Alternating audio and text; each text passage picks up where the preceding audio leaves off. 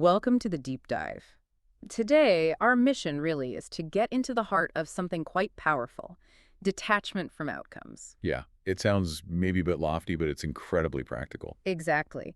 We want to distill some ancient wisdom, but also modern insights to kind of hand you a shortcut, a way to drop that heavy weight of expectation, that feeling that external results define who you are. hmm And we're pulling from some solid sources here. You've got the Stoics, Epictetus, Marcus Aurelius, and also core Buddhist ideas.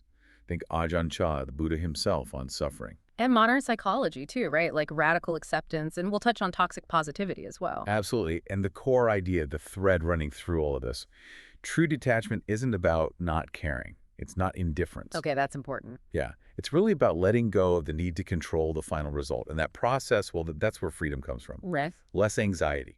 It's like the Buddha said, fundamentally, the root of thoughts, your feelings, basically. I see. And the key insight is spending all your energy worrying about things in that big outer circle, things you can't actually control. That just leads to frustration, feeling like a victim. Whereas focusing energy on the inner circle, the circle of control, That's where effectiveness lies. That's where you can actually make a difference. it sounds a lot like the core principle of the Serenity Prayer, doesn't it?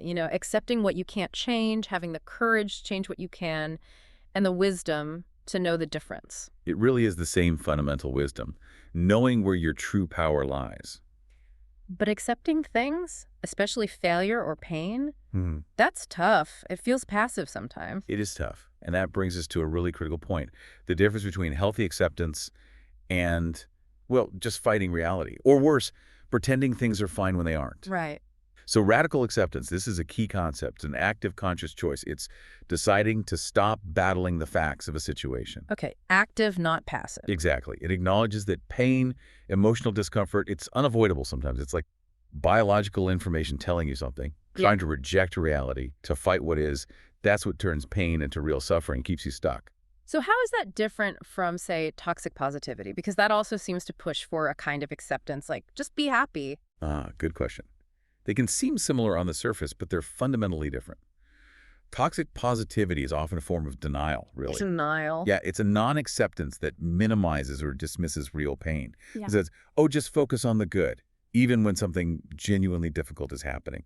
It pushes this idea that you should be happy in all situations, which just isn't realistic. It often idealizes a perfect outcome. Okay. Radical acceptance, on the other hand, looks reality square in the face. It acknowledges the full weight, the difficulty, the pain, but it lets go of the struggle against it being true. You accept this is how it is right now without necessarily liking it.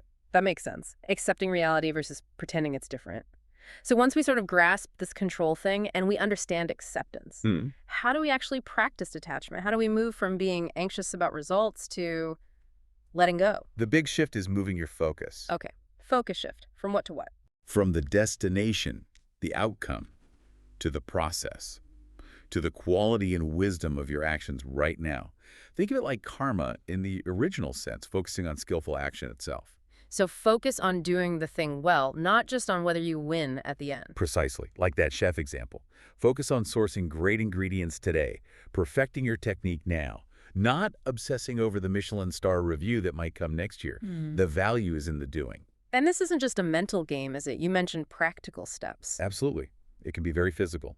In meditation, for instance, you can actually notice where you feel attachment in your body. Like tension. Yeah, tightness in your chest maybe. Yeah. Clenching your jaw. Notice that sensation. Then consciously breathe into it and practice literally loosening your grip. Loosening your grip. I like that. And you can use an affirmation, something simple like, this outcome is not mine. I release my claim. I let go.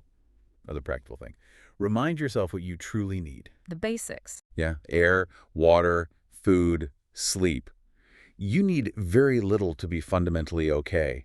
You don't need that specific job or that specific relationship outcome or that exact amount of money to be fulfilled or even happy. So the real freedom, the liberation, it comes when you stop fighting things outside your control.